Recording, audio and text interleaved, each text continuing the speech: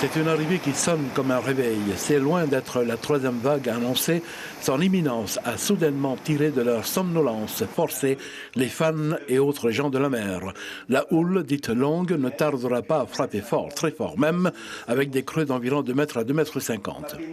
Cette houle, en fait, qui est énergétique, va générer de forts courants près des passes exposées au nord.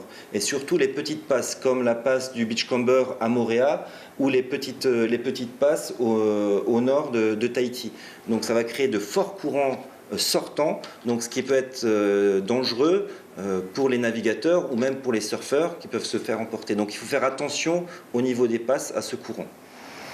De mémoire de Tupa, les effets de la houle n'ont jamais généré autant de bien-être avant leur survenue. Il ne manque pas derrière le Tupa. À l'est, du côté de Mahina, pas de vague à lame, ni de train de sabat.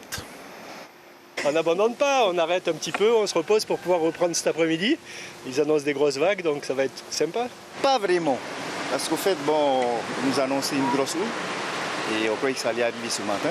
Donc on est venu à 5 h du matin pour voir si vraiment ça marchait. Ce matin, c'était pas mal. C'était beaucoup plus par rapport à la houle qu'on avait annoncée.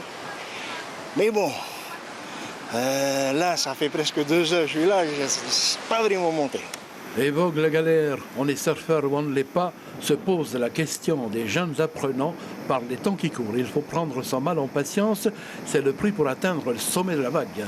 Bon, j'ai fait un petit tour ce matin de l'autre côté, au-delà de Orofara, mais c'était trop agité, trop gros pour donner des cours pour les débutants. Quoi, hein. Après tout ça, l'attente vaut bien une nuit de sommeil, de ces nuits qui portent conseil avant l'éternel affrontement.